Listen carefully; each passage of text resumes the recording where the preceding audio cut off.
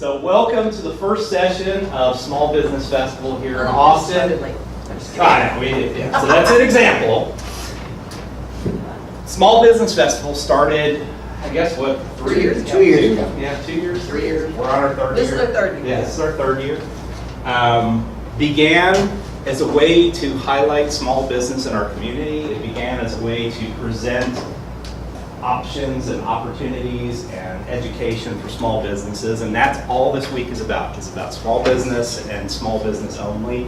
The whole purpose of ours up here is to really help you understand all the things that you need to understand about your business. We have a full week's, well, at least 3 days, not quite a full week, of education all the next 3 days here at T-Werx. Welcome to T-Werx. For those of you who've never been here before, my name is Jeff Kickle. I'm the owner and CEO of T-Werx. We've been in business now for about 2 years. August will be our second year of business. August will also be about the time that we open our second location. So we're opening a location out in the 4 Points area, right at 2222 in River Place. So we will have more goodness next year during this time period. I would like to introduce someone to you today that a lot of the reason this place exists is because of him. So I met Joe January of 2015. And every time I meet a good speaker, I always want to sit back and get to know them a little bit, because I have events all the time, or I would have groups that I was part of, and I always like to have a speaker that I can call on. And Joe, we went and had drinks and kind of talked a little bit, and I said, Joe, I'm really happy that you've written all these books and everything, and it was one thing I always wanted to do. And he said, why didn't you do it? And I said, well, I'm busy, and I worked in the finance business, and it's really hard to do books. Why didn't you do it? I don't know. I'm lazy, I guess. So I spoke with Joe, and he said, you know what? I'll make you a deal. We're going to start to write. I've got a book I want to write. You have a book you want to write. We're going to start writing our outlines together. We're going to push each other. We're going to get to the end, and we're going to write the books. So we started that. I busted my tail, going. 6 weeks later, I get done, ready to write the book. Joe says, you remember I was telling you we were going to write that book about retirement for law enforcement? Well, I want to write that book with you. So I'm like, oh crap. So I just spent 6 weeks doing this outline.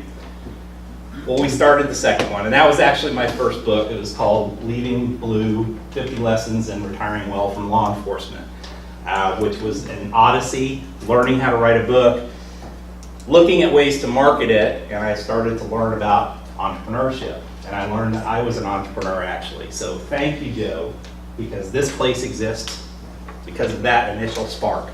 So let me tell you a little bit about my friend Joe. Joe went from being an expert procrastinator and perfectionist to getting a ton of stuff done. Here's just part of his list. He got a Ph.D. He co-wrote, edited, and translated 20 books. He plays the harmonica and guitar. You're going to see that today. He's played for audiences around the world, including one of the biggest stages in Nashville and for KGB agents in Moscow.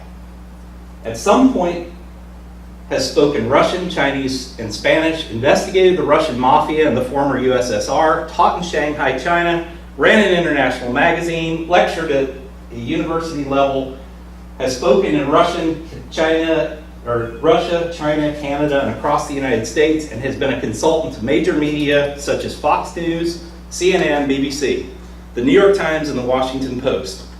He trains on leadership and wellness to 911 dispatchers and more. And his upcoming book has the greatest title ever, Vodka Hookers and the Russian Mafia. So, on that, my friend Joe Serio.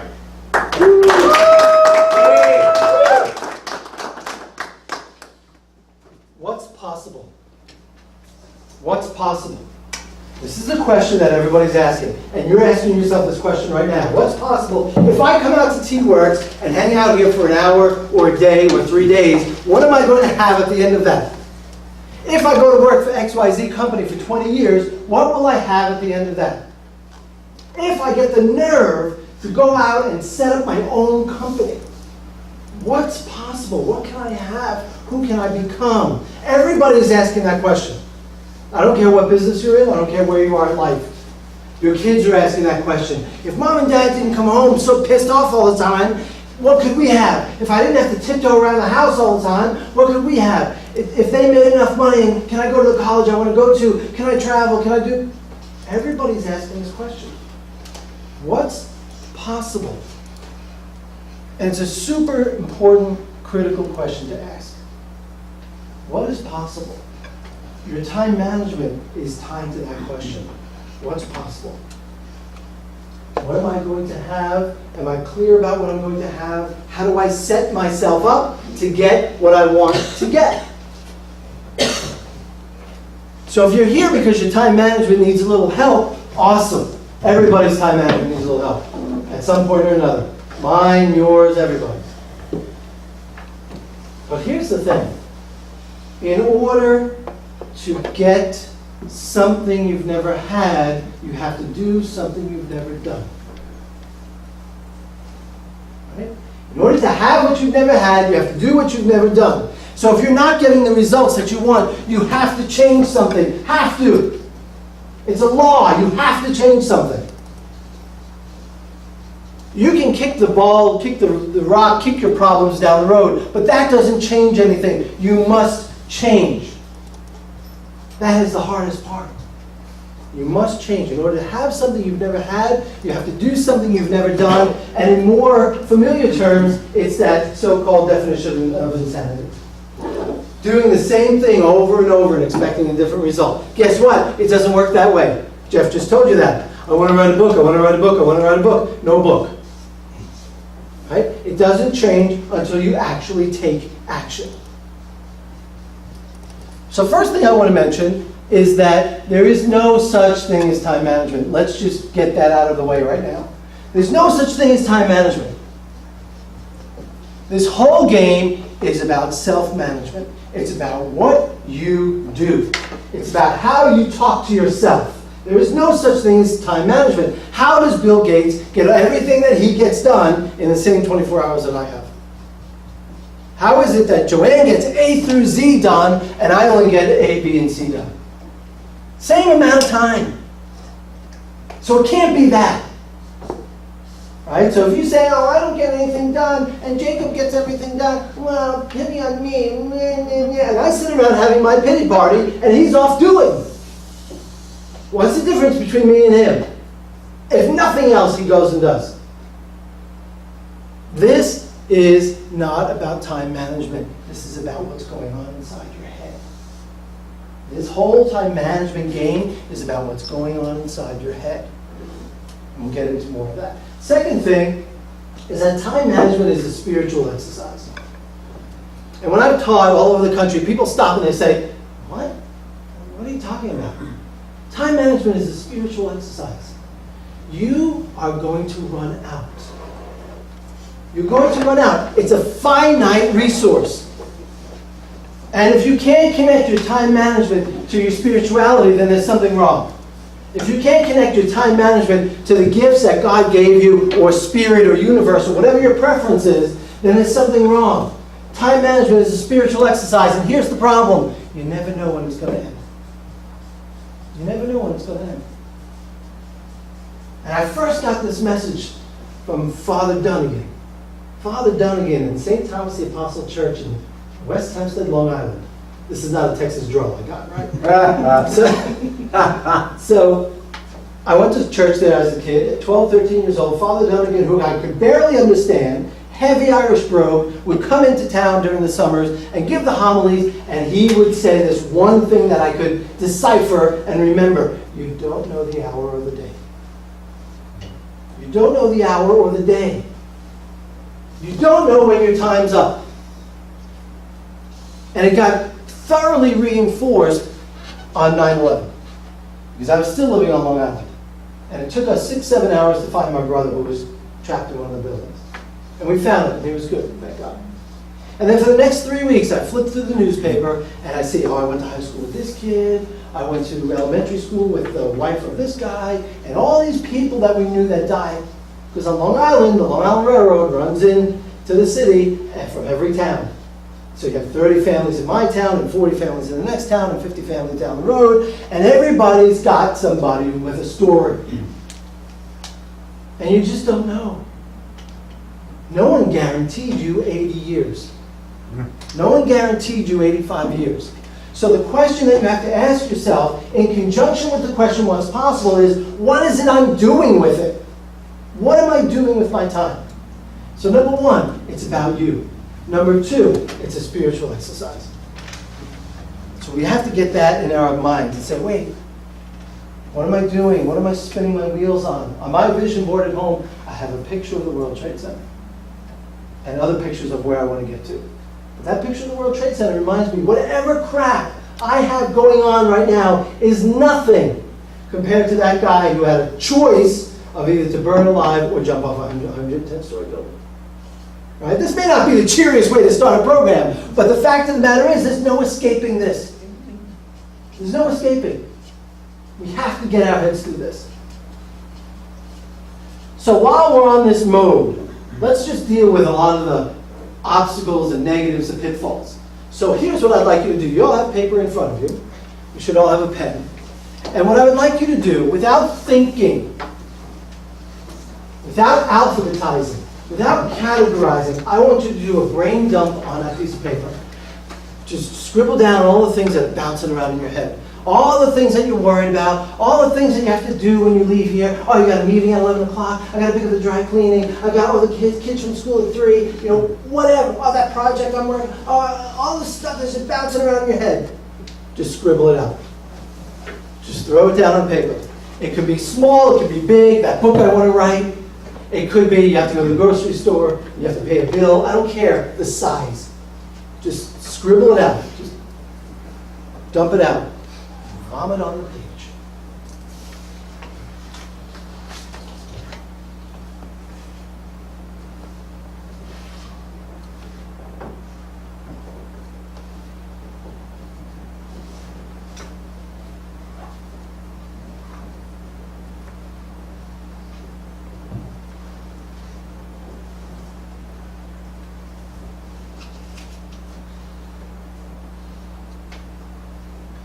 Could be projects, could be cleaning the garage, could be cleaning the gutters, could be anything at all.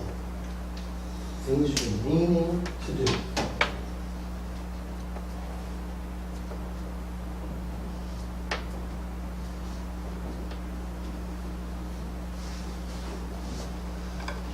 Calling a family member, seeing a friend for lunch.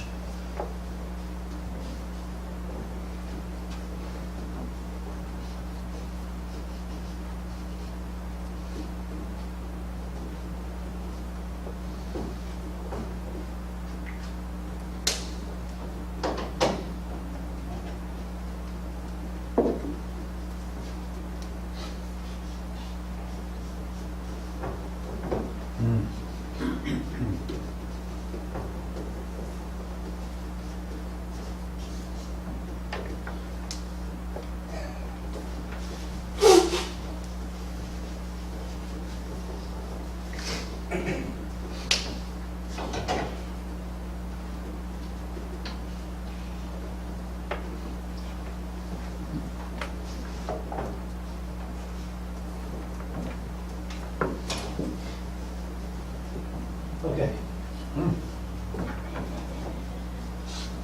Take a look at your list. Do you have things on that list that have been on your mind for more than 1 month? More than that one? 1 month. 6 months.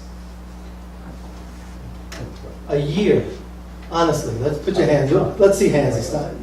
Okay, a year. 2 years. Do it, Jim. Set you free. Right? And 3 years or more. Anybody with 3 years or more on your list? Okay? Awesome. The things that you have on your list, the number one reason they haven't gotten done is because they haven't been scheduled to get done. It's because they're not priorities for you. If you're running a time management system, you would have a way, which we're going to discuss later, to get everything you need to do into your system and clear out your brain. The person with the longest list does not win. It's pretty well. Right? The person with the shortest list wins. The person with no piece of paper. Because our culture values, oh, how knowledgeable are you, and can you show up, and are you smart and smooth, and all this stuff. And my goal at this point in my life is to get as much stuff out of my head as possible. Why? Because it affects everything else. It affects my sleeping, and I go to bed at night and go, oh my God, I gotta worry about this and worry about that. Oh, I can't forget about this. Oh, I can't forget about that. You've seen this situation in one shape, form, or another, where a wife says to her husband, would you pick up a gallon of milk on the way home? And the husband thinking, okay, well, she's never asked me that before, but okay, I'll do that. And he goes to work, he does his work things, and he gets in his car, and he drives home, and he takes the same route he's taken for the last 200 days, and he walks in the back door, puts one foot through the door, sees his wife's face, and, oh my God. Oh my God!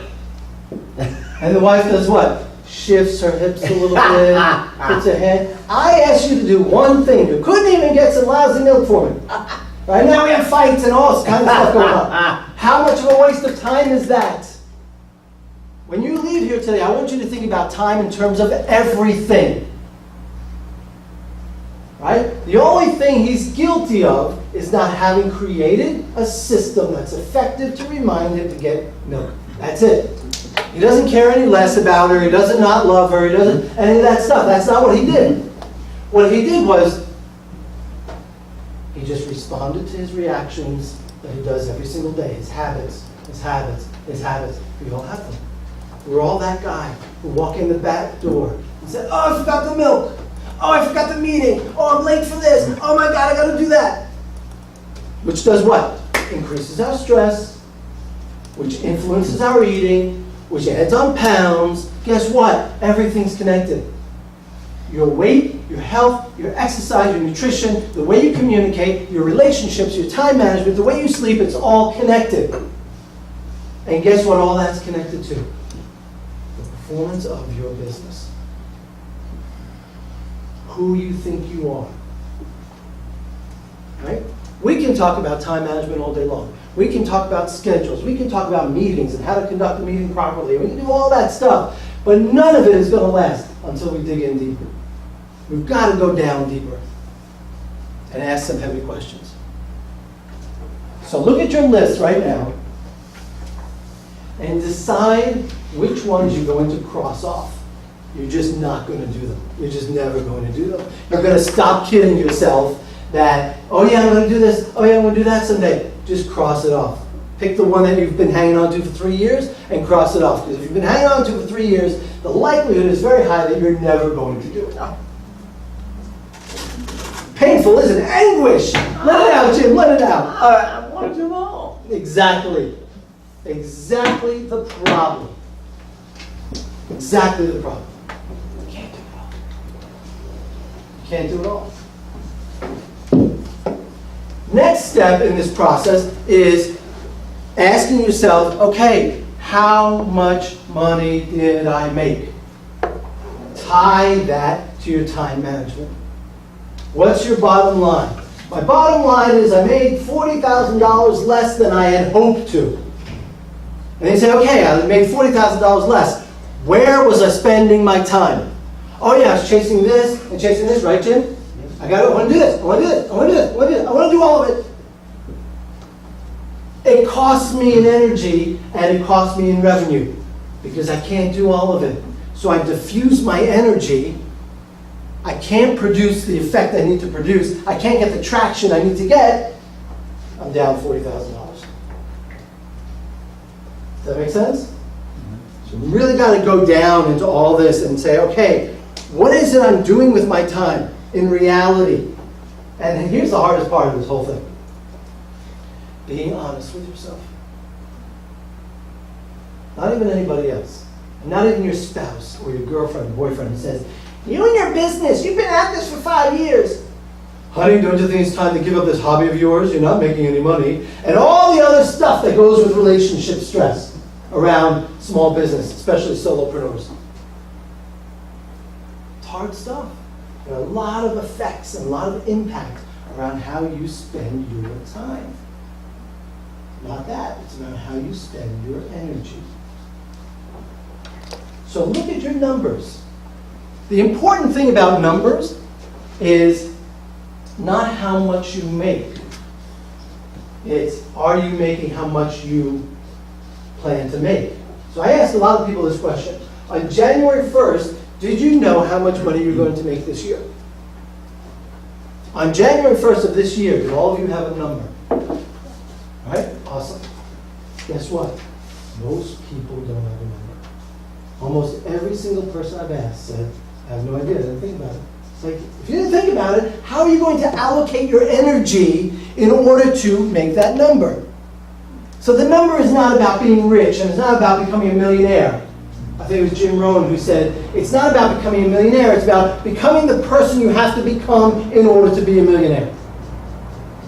So the money is not the number. The number is the indicator of, am I doing the right things I need to do in order to become that person, to have a successful business, to be a successful employee. If you have employees, they're all going through the same problem. Let's talk about the big one, procrastination. How many lifelong, achieving, trophy-winning procrastinators do we have in the room? Hands up. Honest. This is honesty time. Hands up. I'm going to keep my hand up there because I can't tell you how many years I spent perfecting my procrastination. Procrastination is about what's going on inside your head. Procrastination is about what's going on inside your head. People say, I work better under pressure. No, you don't. You don't. I work better with a deadline. Yeah, if your deadline is 30 days and you wait till day 29 to start the project, no, you don't. You do not work better under pressure. So let's talk for a second about what happens. What is the cost to you for procrastinating? Number one, and to me most important, your dreams slip away. Your dream, take it from somebody who's been down this road. I am lucky as hell that Putin and Trump and Russia and all this other stuff is back in the news. Because I dragged my feet in the 90s when I was living in Russia. I could have written 10 books on the Russian mafia. I could have had a Hollywood movie on the Russian mafia. I could have. And I know that because I got calls from Hollywood directors. And one dream after another just went out the window. Why? Because of what was going on inside my head. All these things, procrastination is one of the biggest time killers. Except that's not the issue. That's the symptom. Where it's getting driven from is what's underneath. Is that voice that you created when you were 5, 6, 7, 8 years old and said, I'll never be good enough. My siblings always make fun of me. And my parents said, you can never be a doctor. You're not smart enough to do that. And all this other crap that we grew up with and never resolved. And then we replace it with all this other stuff and convince ourselves, yeah, we're okay. No, we're not. We're not. We're not getting the dreams that we want to have.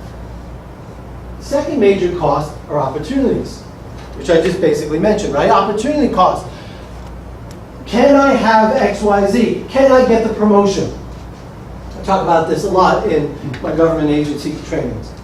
I have an attitude about Jim, and Jim got the promotion, and Jim should never got the promotion. I'm so much better than him, except I always hand in my material, my work product, late.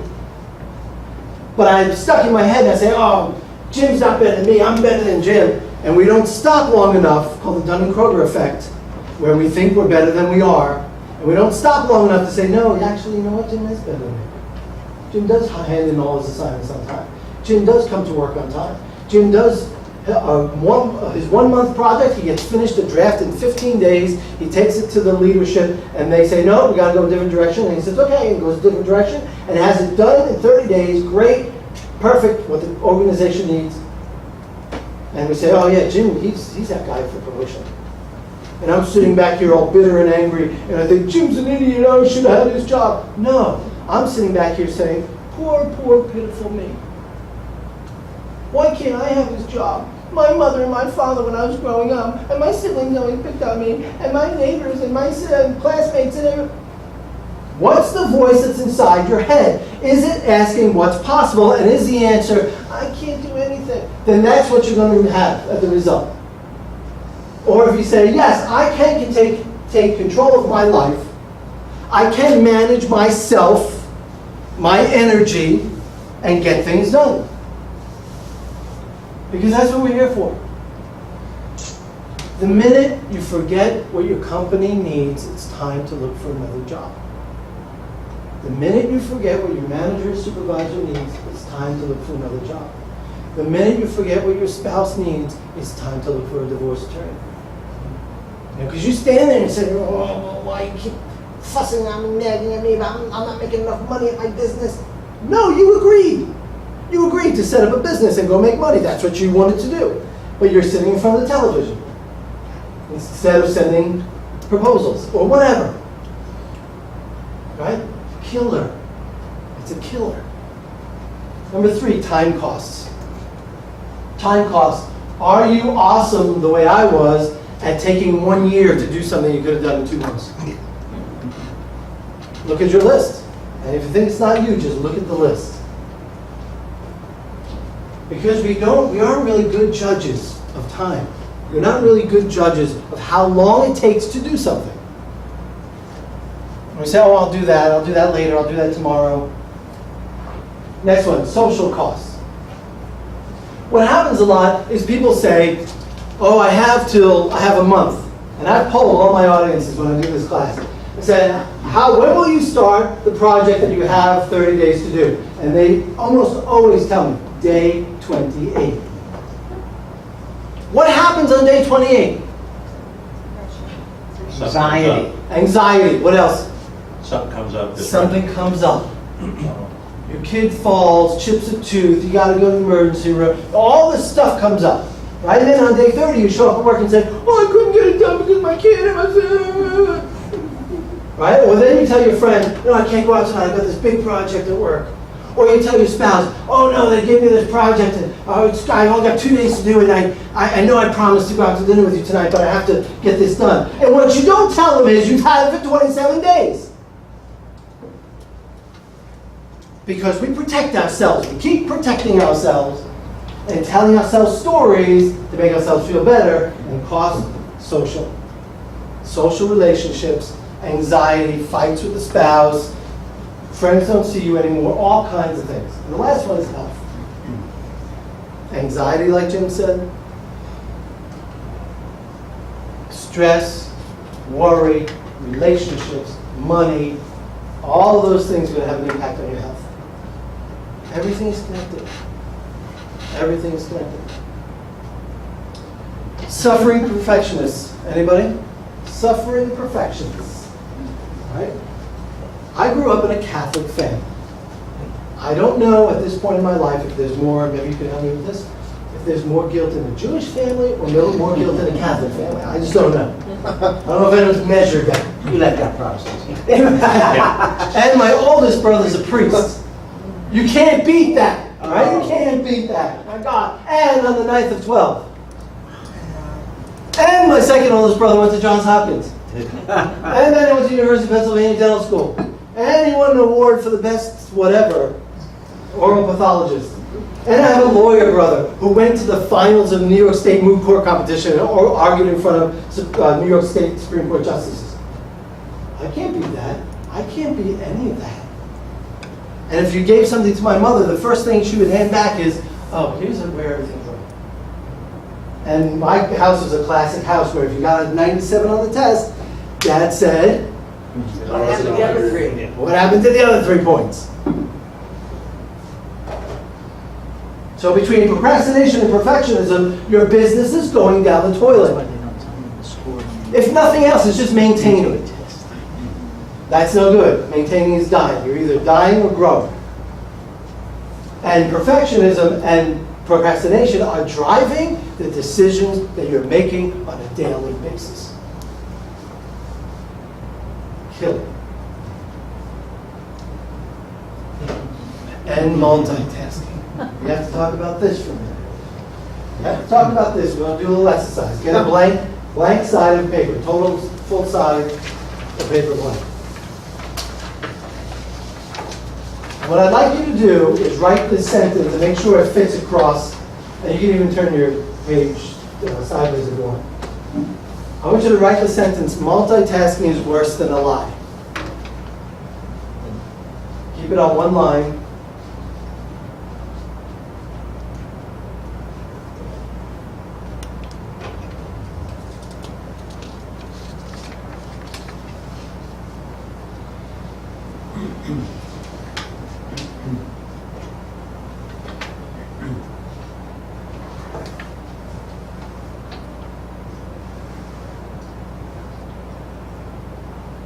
Just need to get the stopwatch ready.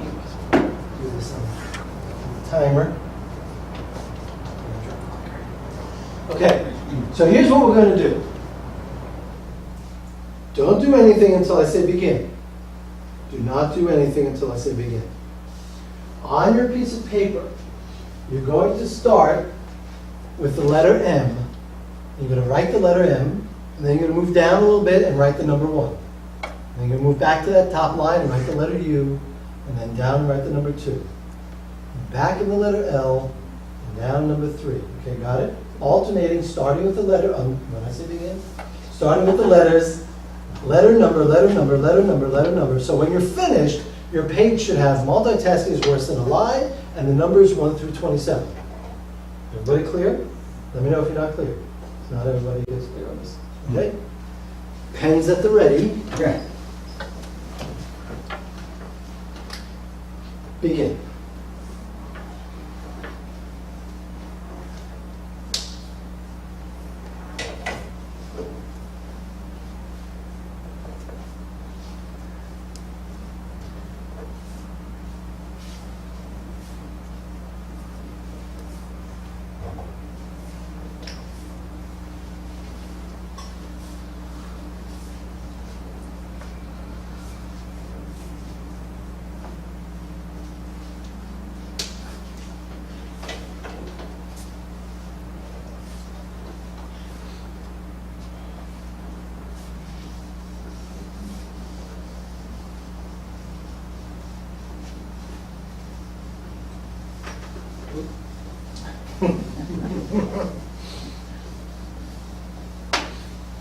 Thank you for making the point of the exercise.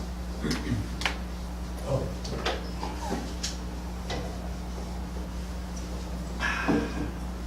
The whole sentence, multitasking is worse than a lie.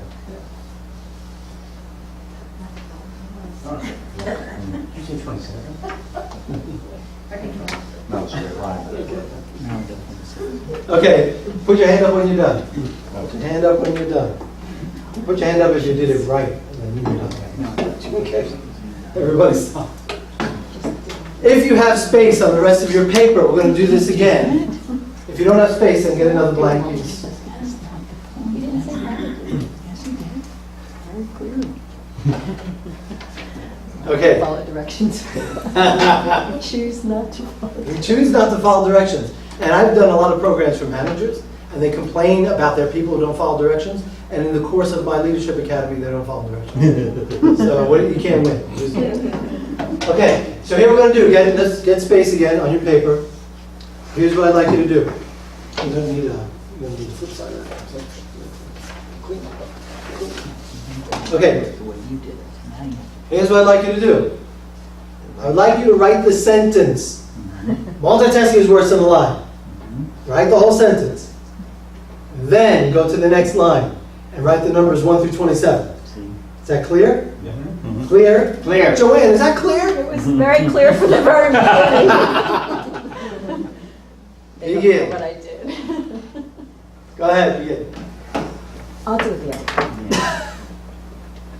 I can't do it. It's too difficult. Doesn't make sense to do it.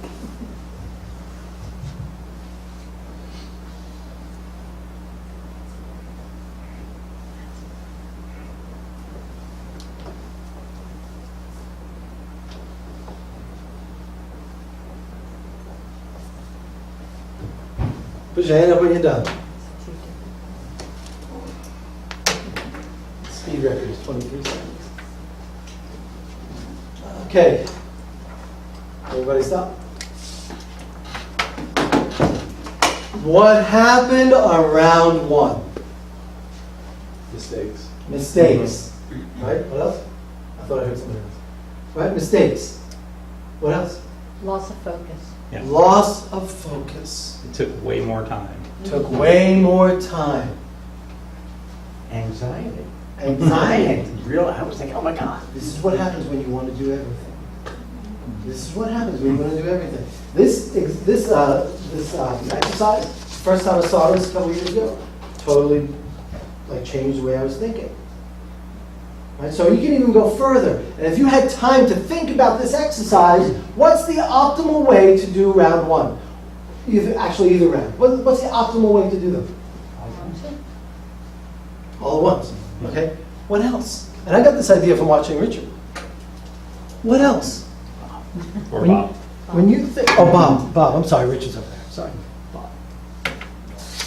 When you think about the projects you have to do, look at your paper and think about, how am I going to structure this project? To me, the best way to do this exercise is in cursive, not in block letters. You can write faster that way. And I usually hand out a copy of that box. But if you don't have the box, the fastest way is to set the letters and the numbers as close together as possible. Why? Because you're going to lose time if you put your letters up here and your numbers at the bottom of the page. And now you're losing time and you got to think about this, right? How do I do things? How do I set myself up in the morning? How do I get out of bed? How's my office organized? How do I approach things? The first round was sloppier, made mistakes, increased anxiety, slower. And the second round was all the opposite. Because I focused on one thing, and I moved to the next project and focused on the next thing. And that first round, or this whole exercise, the letters are you at your desk. The letters are you at your desk writing an email. And the numbers are somebody who works for you comes to your desk and starts talking to you. Well, you're hot stuff, right? You're a manager, you're a business owner, you're a supervisor. And you say, no, I can talk to this person and type my email at the same time. Because I'm a multitasker, I get things done. And we have a conversation, I give you an assignment to go off, and I hit send, and as soon as I hit send, what happens? What do you say? Oh, I didn't proof it. Oh my God, I just realized that there are words from our conversation that went into the email. Now I have to go write another email, cancel the email, risk my reputation of being a sloppy worker. And now an hour later, my employee comes back and says, here's the project you want me to do. And you say, that's not the project I told you to do, when it's exactly the project you told me to do. Because your attention was divided between the screen and the conversation. Now they're confused because they thought they understood you correctly, and now they come back, and because you're a supervisor, you have ego, you have supervisor ego, and you say, no, I was right, and you were wrong, and now that person's pissed off, and if that happens enough times, what is that person going to do? Leave. Because we don't quit our jobs, we quit our supervisors. 80+% of people leave their supervisors. They quit their jobs because of their supervisors. Are you getting done the things that you want to get done? Because there's no BSing the answer to this. There really isn't. Either you are or you're not. You cannot BS this answer. If nothing else, the money tells you. If nothing else, the money tells you every time. If you're working on your own, solopreneur, if you have a company and you have clients and you have employees, then the numbers will tell you. If you can't hire anybody, the numbers will tell you. If you hire too many people, the numbers will tell you. All this thing is driven by numbers. Multitasking is the apparent simultaneous performance of two or more tasks by a computer's central processing unit. I mean, the word was invented for computers. switch tasking is trying to perform 2 or more tasks at the same time that require mental effort. That's what you were doing. Switch, switch, switch, switch, switch, switch, switch, switch, switch. And that's what you're doing when you think you're multitasking. I have a partner in one of my companies is a former LAPD 911 dispatcher. He and I got together and we trained dispatchers all over the country. And they said, yeah, but we multitask all the time, and we got somebody on the line, and we're dispatching, and somebody in our ear, and we have a supervisor. Yeah, you're not. And the question is, do you make mistakes? And they're like, oh yeah, we make mistakes all the time. Yeah, because we can't focus. Background tasking is performing 2 or more tasks where only one of these tasks requires mental effort. Or neither, for that matter. You vacuum the living room and listen to music. You can argue that neither one of those requires mental effort. And you can do 2 things at the same time. Except they aren't 2 things that require mental effort.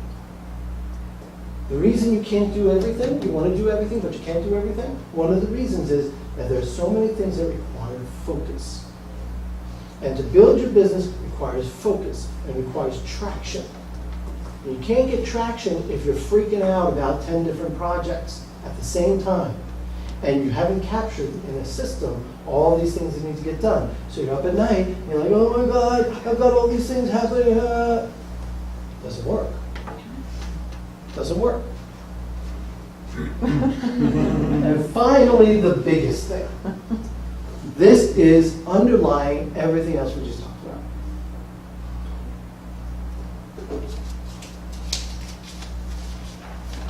So we have to ask this question. What are people afraid of? So I have to call on Bob and Richard first so I get them straight. Bob, it is Bob, right? Bob, what do you got? What are people afraid of? Failure. Failure. Richard, what do you got? Criticism. Criticism. Nala, what are people afraid of? Being late. Being late for a time management class. I love that. Right? Eric, what do you got? Being inadequate. Being inadequate. Liza. I don't know. Not feeling good about yourself. Not feeling good about yourself. What else? Success. Success. That's a killer. Success is a big one, right? That's a killer fear. I can't make $500,000 a year because no one in my family's ever made more than $40,000 a year. I can't go buy a new suit because my family was saying, oh, look at Joe, he's got a new suit, he thinks he's hot stuff. We're not going to talk to him anymore. Or they're going to talk to me all the time and say, can I borrow money? Can I borrow money? Can I borrow money? You know, there's always going to be these ramifications of success. But more than that is, what if I'm successful and I get that position and now I'm in the eye of the media? But now I have a budget that's higher than any amount of money I've ever had to manage before. And what if I don't have time for my family? And what if I don't have time for my friends? Or what if I do fail? Or what if people do criticize me? And the question is this, are you living a what-if life? What if I fail? What if I can't do it? What if my spouse leaves me? What if I can't pay the rent? What if? How many people here are solopreneurs? Okay? So it gets magnified in your case. Especially if you're a solopreneur, sole income earner in your house. All kinds of stuff bouncing around in your head. And the fear of, can I pay the rent next month? Been there, done that. Not fun. What are people afraid of? People are afraid of making mistakes. People are afraid of rejection. People are afraid of embarrassment, criticism, losing approval or love, failure, success, being wrong. Somebody say that? Joanne? Did you say it really low because you were afraid of being wrong? Right? But being Letting wrong. you go. But it's like being wrong. And you can see it great in the classroom. You see, you ask a question, and nobody says anything, and then you hear people whispering, and then you say, oh, I was going to say that. It's like, you were going to say that? Why didn't you say that? It happens every day. The fear of being wrong, the fear of what other people are thinking about me. I've got some news for you. Sometimes it's the fear of being right. People aren't thinking about you nearly as much as you think they're thinking about you. People aren't thinking about, sorry Emily, I know. I know. So here's some news. It's not all about you. But it's all about you. It's not all about you, but it is all about you. In order for you to interact with, to give, to provide, other people's stuff, you've got to get right in your head. And in order for you to get what you need, you have to give to other people. It's all about you, but it's not all about you.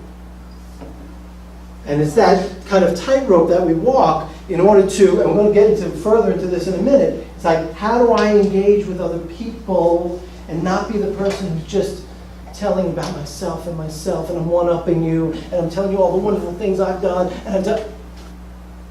Nobody wants to hear that. So they won't work with you. This is about you, but it's not about you. But it is about you, but it's not about you. Where is your energy and your power? When you are acting out of fear on a constant basis, right? Everyone's going to be afraid, especially when we take a new step. I don't know how much fear you have right now, or you had before you set this up. It's like, oh my God, what am I doing? We just broke ground on something. I don't know if it's going to work. Oh my God, I'm going to set up a second one, and oh my God, will the people come? All that. There's all kinds of stuff. If you're growing, then fear is going to pop up again. It's not an issue of fear. It's the issue of how you manage the fear. So, where's your energy and your power? Let me ask that question. Where's your energy and your power? What do you do? My issue, besides being afraid of everything growing up, I was petrified of public speaking. Couldn't do it. In high school, the teacher would say, okay, boys and girls, now you get to recite this poem tomorrow in class. And I would get to the front of class the next day, and my knees would be shaking, and I'd be sweating like a fountain. And Michelle, don't move, Michelle. Michelle, don't move a muscle. And Michelle would be in the classroom, my classmate, and she'd just be sitting there like this. Just all confident and calm and cool and cocky and just like, and she's thinking, wow, Joe's not going to be able to do this. He's going to blow it. I can't believe it. Look at how confident she is. And she's thinking, oh, Joe can't handle this. Oh my God. And all this junk is coming onto her from my head. The only thing she's thinking is, when's lunch? That's it. Except I've taken all of my stuff from whatever, growing up and my fear and everything, and I projected onto her. I said, oh my gosh, she thinks I'm no good. No, she doesn't. She doesn't care about you. She doesn't care how your life turns out. She doesn't care how your poem recitation turns out. She doesn't care. For me, giving my energy and power to other people was my theme. That's what I did. Gave up my energy and my power to other people and said, oh, look at her. She's criticizing me inside her head. I'm sure she is. And just and all the inside your head cost you a massive amount of time. Massive amount of time. All of these things that I'm talking about, even if they don't sound like time, they're all time. Fear, procrastination, perfectionism, massive amounts of time. And it's you saying to yourself, I can't handle it. I can't handle being embarrassed. I can't handle failing. I can't handle succeeding. And what we do is we get stuck in that moment and we fixate on the fear. And what happens when we fixate on fear? What happens? Say again? Grows. Grows. Grows. And you think it's real. And you think it's the biggest, baddest thing that could happen. And that it's you. It's not you. It's happening, but it's not you. It's inside of you, but it's not you. Huge time manipulation. I can't handle it. So we create mechanisms and tools and techniques to handle it. And then the next layer of all this is excuses. So let's hear some excuses. Carly, what are some excuses that people use? And this works best in your best whiny voice. If you can just... What do you got?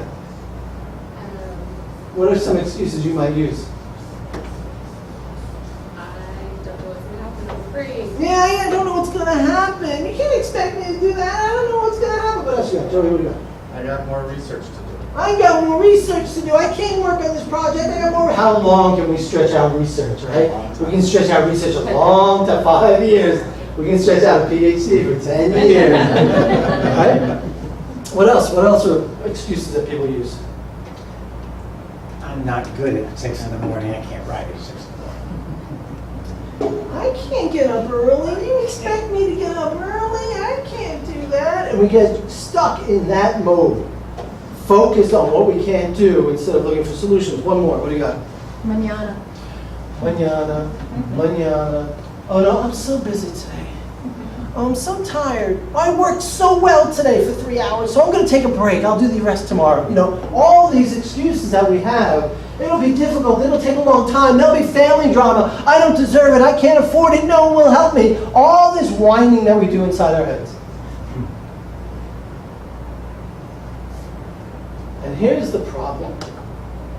We have our fear, and we've had since we created it ourselves, 5, 6, 7, 8 years old. And then we take all the excuses and we put it on top of the fear. And now the fear has no way to escape. We've locked the fear in, and we've rationalized it with all of our excuses and say, but you don't understand. I can't lose weight. You don't understand. I can't write a book. You don't understand. I can't. And so you don't. I can't be a millionaire. And so you don't. And the road, as you know, is like this. And quite honestly, I'm coming out of a 3-month shitstorm of all this stuff. And I'm so glad I'm here today. Thank you for inviting me, because this is a great reminder for me. The past couple of weeks was, oh no, we got to go back, get back inside the business. What am I doing wrong? What am I doing right? What do the numbers look like? What I've been doing has gotten me here. But where I want to get to, doubling my company in the next 2 years, what I'm doing now won't get me there. What got you here won't get you there. Which is fear again. And it all starts over again. So they have to go re-examine. I spent the past week pulling plugs. Pull the plug on this project, pull the plug, right?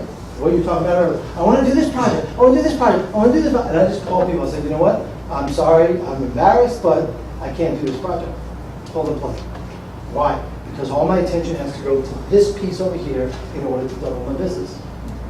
I think 4 or 5 projects I pulled the plug on this week. You know how much better I feel? Right? Sleeping, money, health, nutrition. I'm not eating pizzas. I'm not eating 5 pizzas a week anymore. You know, all this stuff is all connected. And you start realizing, oh, I can have things that I never thought I could have. Because in order to have something you've never had, you have to do something you've never done. It's like, oh yeah, that's how that works. I need to jettison these things in order to move faster, farther ahead.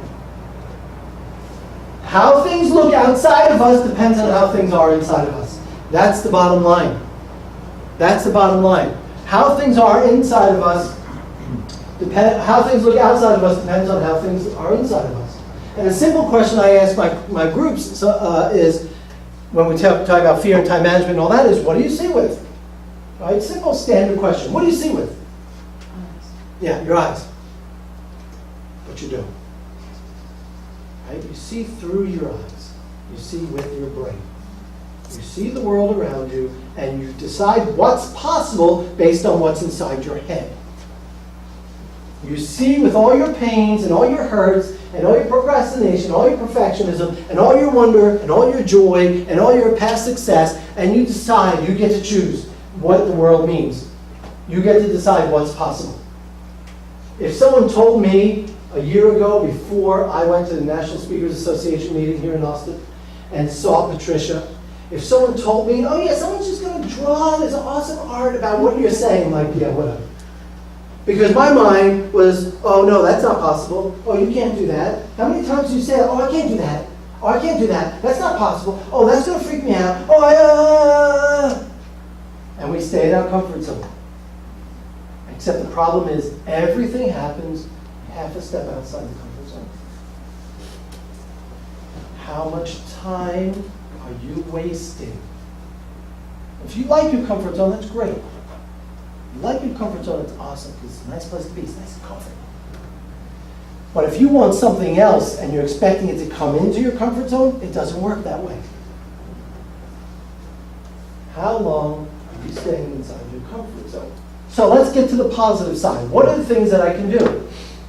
Number one, I can answer these 4 questions. And these 4 questions, if you start to answer them now, answer them occasionally for the rest of your life, it will change your life. Guaranteed. Not a money back guarantee, but a guarantee. Guarantee that these will change your life. Number one, who am I? Who am I? Number 2, what do I want? What do I want? Question number 3, how am I going to get it?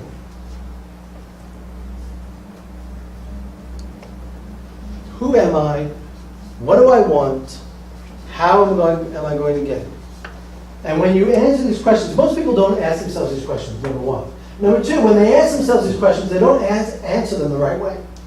They say, wait a second, how do you answer them the right way? How can you tell me that my answers aren't? It's like, no, it's not that.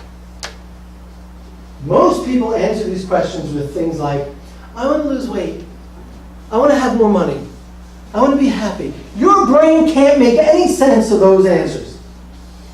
It's not, I want to lose weight. It's, I'm going to lose 15 pounds between January 1st and February 15th, and here's how I'm going to do it.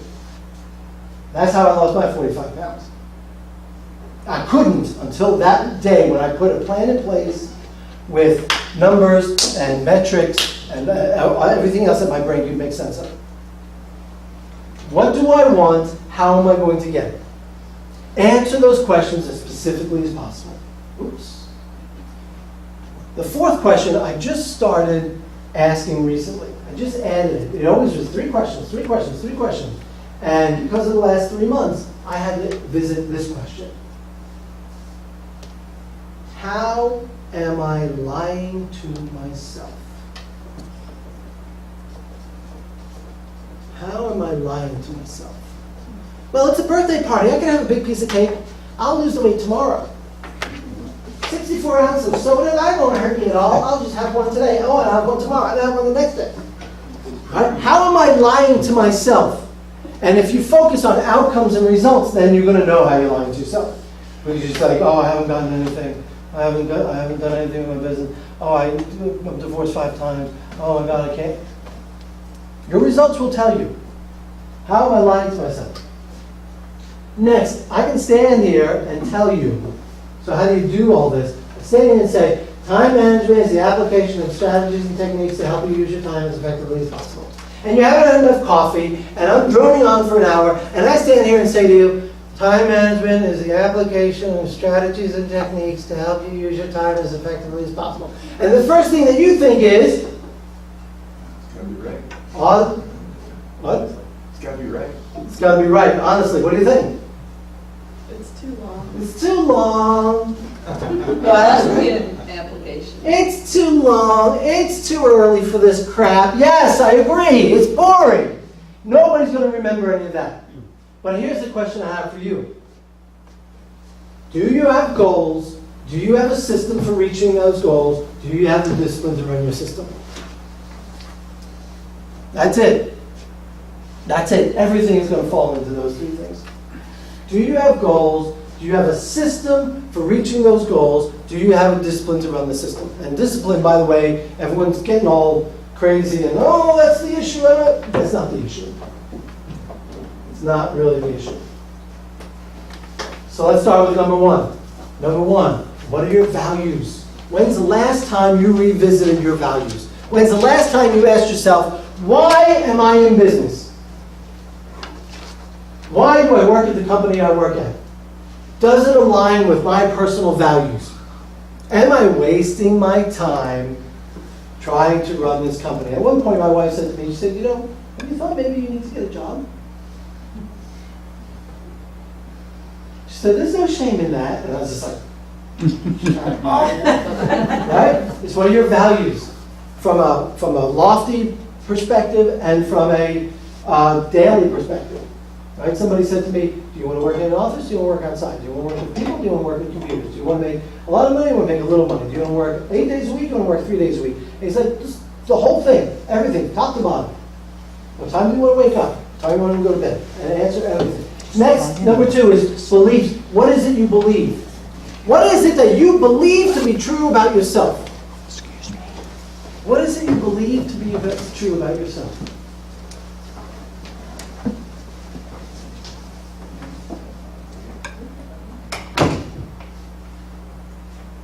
And this is the hard part. But the thing about this is that all of your time management, all of your self-management is going to come out of these things. Out of your core values, out of what you believe to be true about yourself, out of your priorities. What are your priorities? Right, Jim, you have that list of all these things you want to do. What's the priority?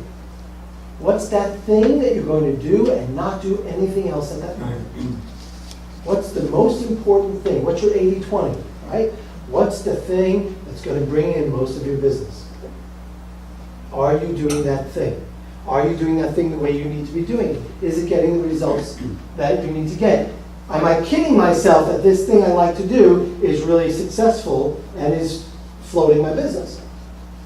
Or is it all romance inside my head and reality is telling me, no, that's not true. It's not working. Your numbers aren't coming up right. You know, what are your priorities? And at that point, we start thinking about goals. People do it the other way around. They say, oh, well, my goal is, it's like, no, don't tell me your goal.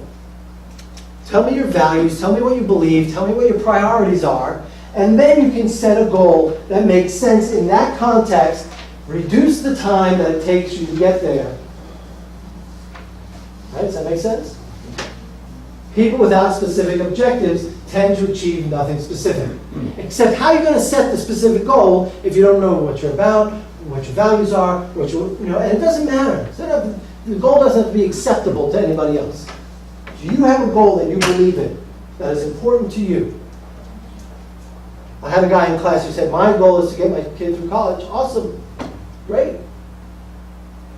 Now how do you set everything up in order to ensure that you get your kid through college? You all heard the SMART goals. I'm not going to dwell on that. But one of the big things is metric. How many ways can you set up metrics in your life? My blood pressure metric, 120/80. My blood pressure never goes over 120/80. And if it does, I need to know why.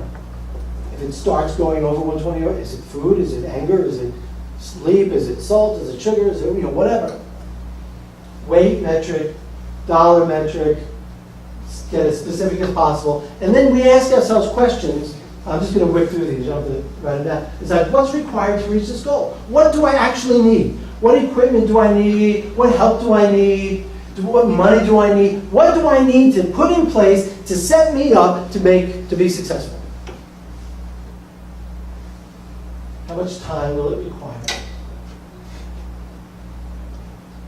What's the next step? What are the deadlines? When's the optimal time to work? How many people know their optimal time to work? You all know it? You all do it? Yeah, sometimes no. Right? And part of this is, can you, what's the right word? I always want to say routinize, but I'm not sure that's even a word. Set up as much routine as possible. How can you automate your life so that you wake up and you do something without thinking? So, we went through my wife and I went through all of this stuff. Everything, top to bottom. And she said one day, sometimes when you're talking, I zone out. And when I said to her, oh, you know what, sometimes when you're talking, I zone out. Does anybody ever have this experience in a relationship? Joanne, really? Right next to you, that's awesome. Thank you for being honest, right? But you say, oh, you know what, sometimes I zone out. And a lot of times that just devolves into an argument. And say, why don't you ever pay attention to me? I'm talking to you, about all that stuff, right? My wife one day, she said to me, listen, sometimes I zone out, but don't take it personally. And then I said to her, you know what, sometimes I zone out, don't take it personally. And the thing is this, we're human beings who are tired, overextended, exhausted, whatever, frustrated, distracted, all kinds of stuff. So that took a whole set of arguments right off the table. We don't have to spend that time arguing. I don't have to spend that time tiptoeing around the house. I don't have to spend that time sleeping on the couch. I don't have to spend, right, all this stuff. Everything takes time. And you start thinking about, how am I running my life? At home, I work at home, my wife works at home, so we're around each other all the time. All the time. Thank God she's nice. Nice enough. Oh, did you get that on video? Don't know. Edit that part out. We can edit. Right? So, you start realizing that we have to function together. The first rule we set in place is no yelling in this house. We've yelled at each other once. Once. Because she came from a yelling father, I came from a yelling father. We know how it feels. So all that yelling goes out the window. There's time. Right? There's all kinds of ways to find time. Failure to complete steps on time. What's the penalty or punishment? Number 2, organize. You've got to get organized. You've got to get organized. And the last couple of weeks, we went through this again. We have almost zero clutter in our place. We don't have hangers on doorknobs. We don't have newspapers. We don't have books on floors. We don't have stacks of paper. We just don't function that way.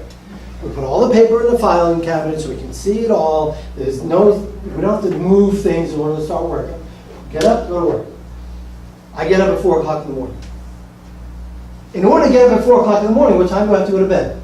8:30. 8:30. So I'm going to bed at 8:30. I'm going to sleep by 9. I'm up at 4. Sometimes I'm up at 3:30. I don't use an alarm clock. I just wake up. Right? Up at 4 o'clock. Next thing I do, go to the bathroom. Next thing I do, go to the kitchen, get a glass of water. Next thing I do, sit down at my desk and work on a book. Sit down at my desk and work on a book. So all these books we did in about total time, 2 years. Wrote all these books in 2 years. Why? One of the major reasons was I get out of bed, go to the office, work on a book. What happens at 4 o'clock in the morning in the world?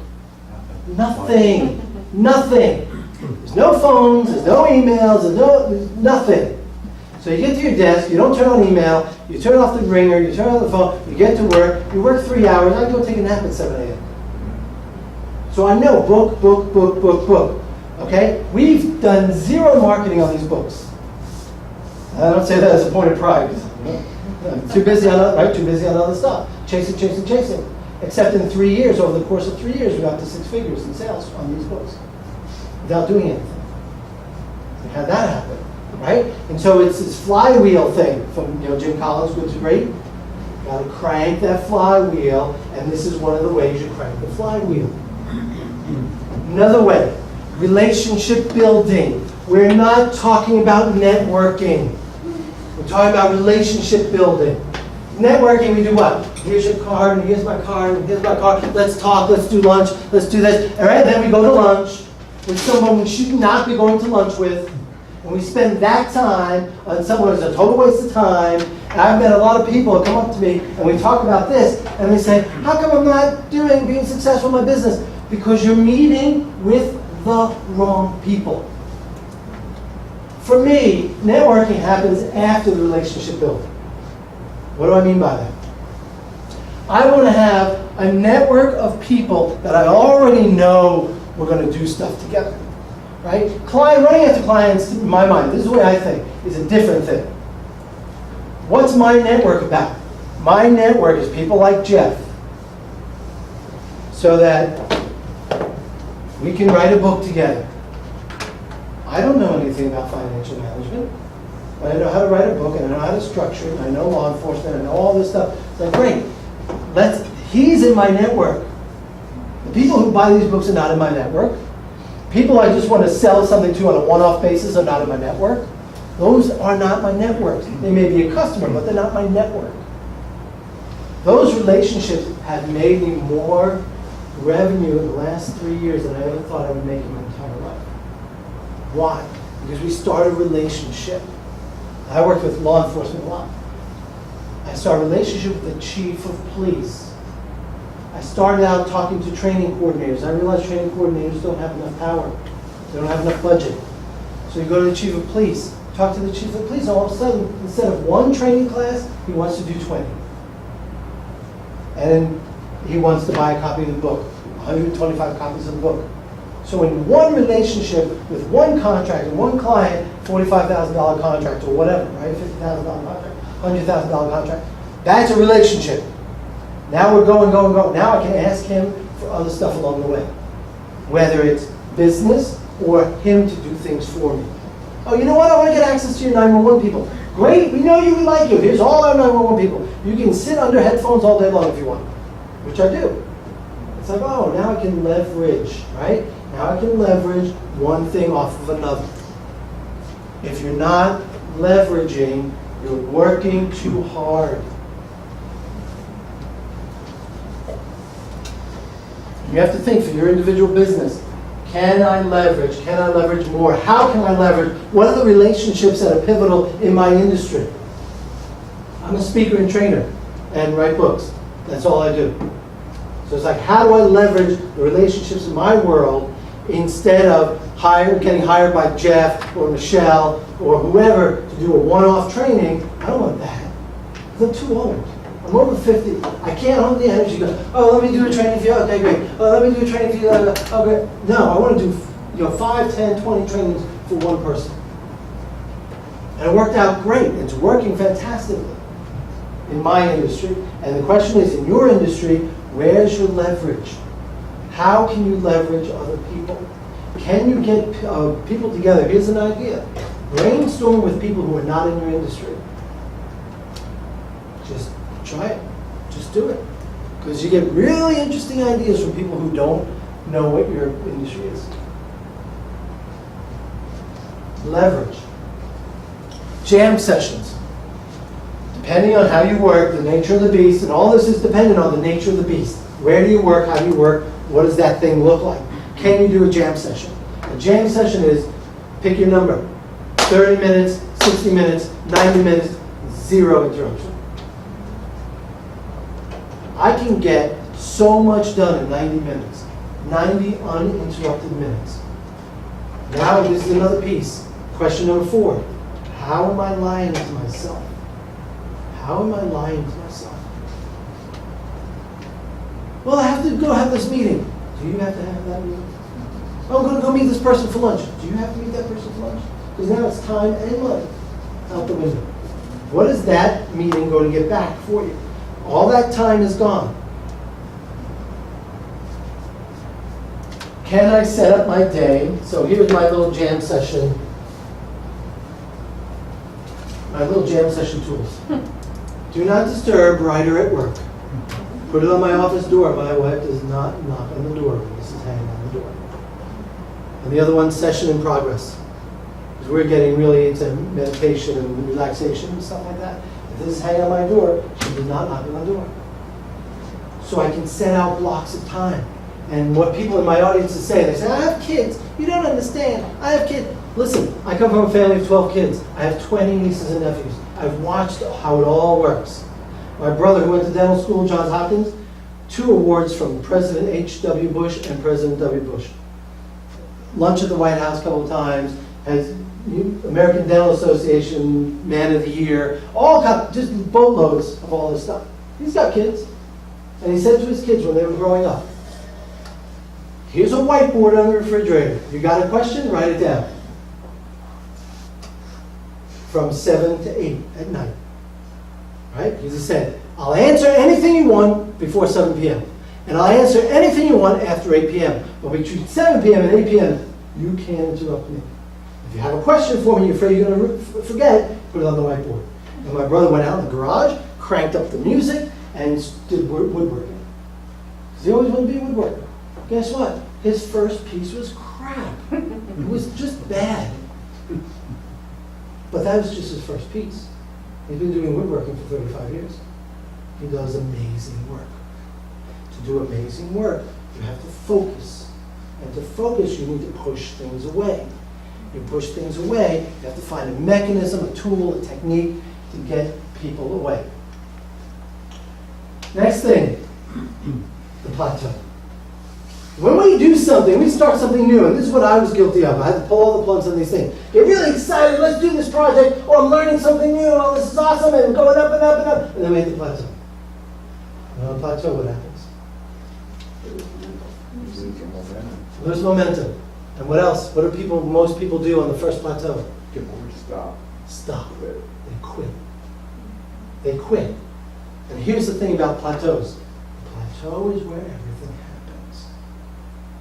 You stay on the plateau. Remember all the other stuff we talked about. Core beliefs, core values, priorities, your goals. So when you get to the plateau, you say, no, here's my goal, here's my goal. The number one thing you do on a plateau is keep working. Keep working. Just keep working. Work the way you're supposed to work. Why? Because when you get to a certain point, your brain is going to make sense of all the stuff you've been working on. And you're going to go to the next level. It happened with playing music. It happened with learning foreign languages. It happened with writing books. The pattern is the same. Don't quit. Don't quit. Learn to love the plateau. That will save you massive amounts of time. Massive amounts of time. Speaking of time, I know we're out of time shortly. But let's do this last thing.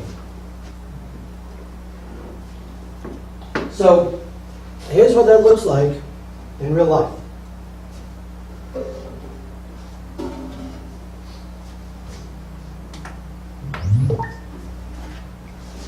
I'm going to teach you in the next 5 minutes how to play 150 million songs. And this is all time management stuff. So here's how it goes. So I don't have a higher chair. Okay, so here's how it goes. There are dots on this neck, frets, 1, 3, 5, 7, 9, 12. And I can do a pattern. We'll just show you this pattern. On the 5th fret, my pinky on the 8th fret, and then next string 5, 7, 5, 7, 5, 7, 5, 8, 5, 8. Not very difficult, right? 5, 8, 5, 7, 5, 7, 5, 7, 5, 8, 5, 8. Okay? I think about that like the body. It's like the body of the dragon. We're going to put a head on the dragon with 2 more notes. So here's the head. These notes are shared with the body. And I put a tail on the dragon. 1 note to connect the tail to the body. Okay? Does that make sense? 5, 8, 5, 7, 5, 7, 5, 7, 5, 8, 5, 8. Not that difficult. Here's what you can do with the string. Bend it. You can shake it. You can slide into it.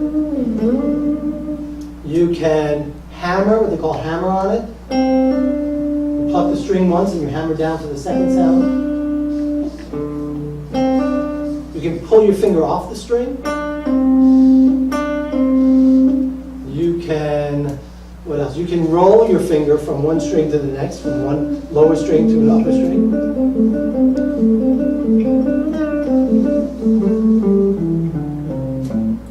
Okay? I think that's it. That's it. That's everything you need to know. So here's how that looks.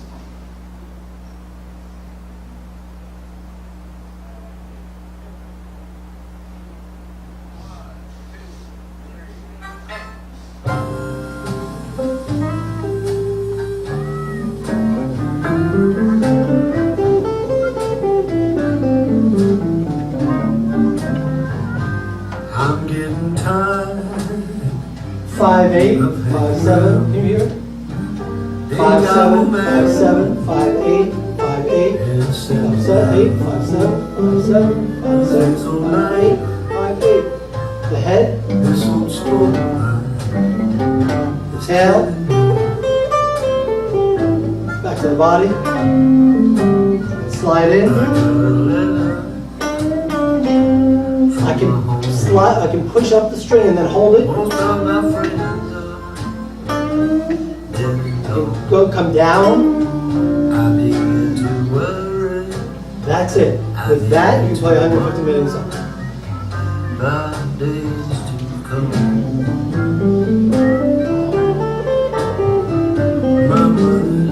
5, 8, 5, 7, 5, 7, 5, 7, 5, 8, 5, 8.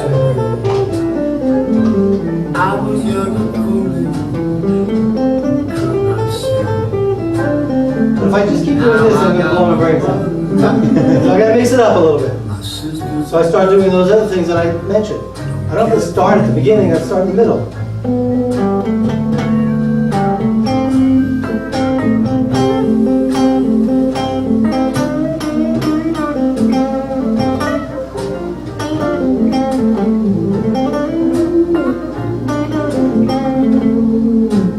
What I'm not doing is running all over the place, right? I'm not running after other projects. I'm not trying to be everything to everybody. I'm not trying to build a business of 5 different industries. I'm focused on this one thing.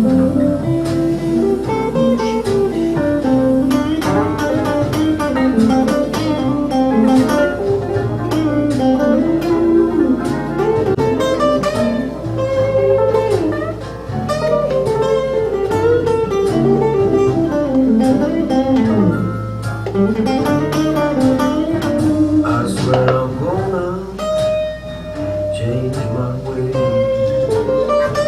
I'm getting older every day.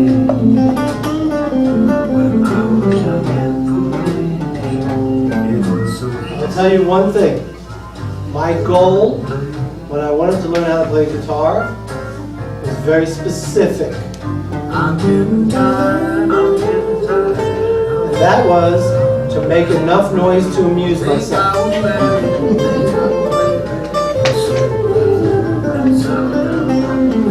So as time management people, think about for 1 second what I did not do.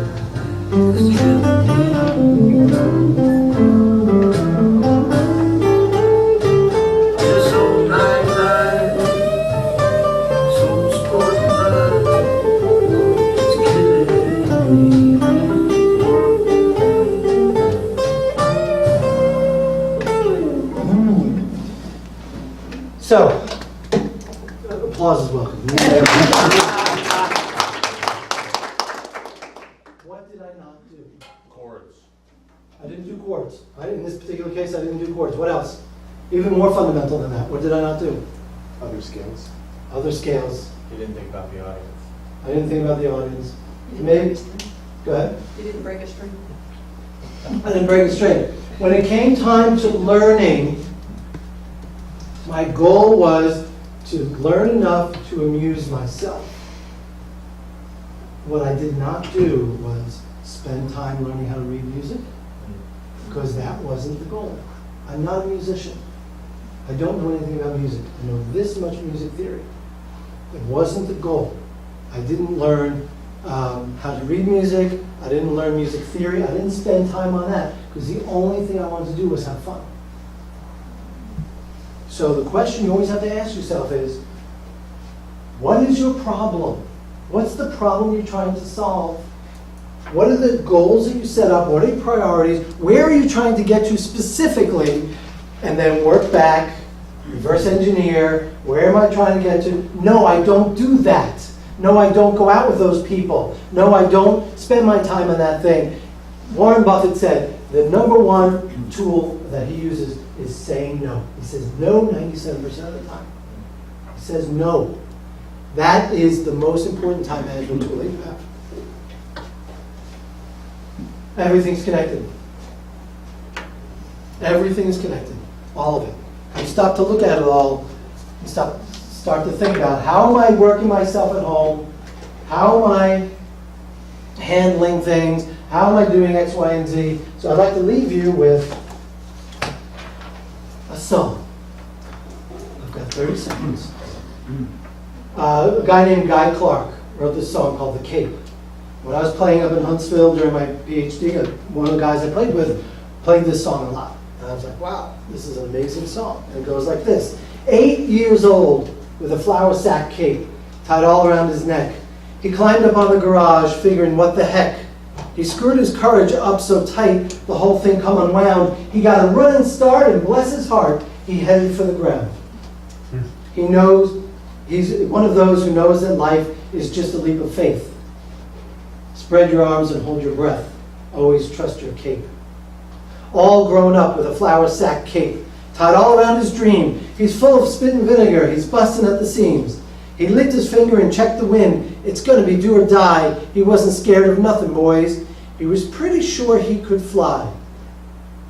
He's one of those who knows that life is just a leap of faith. Spread your arms and hold your breath. Always trust your cape. Old and gray with a flour sack cape tied all around his head, he's still jumping off the garage, and will be till he's dead. All these years the people said, he's acting like a kid. He did not know he could not fly. So he did. He did not know he could not fly, so he did.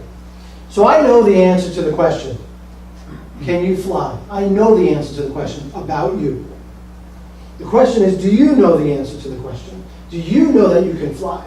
And in order to fly, you've got to get a handle on what's going on inside of you, where you're spending your time, where you're spending your energy, and have you worked out all the most important things that you need to work out.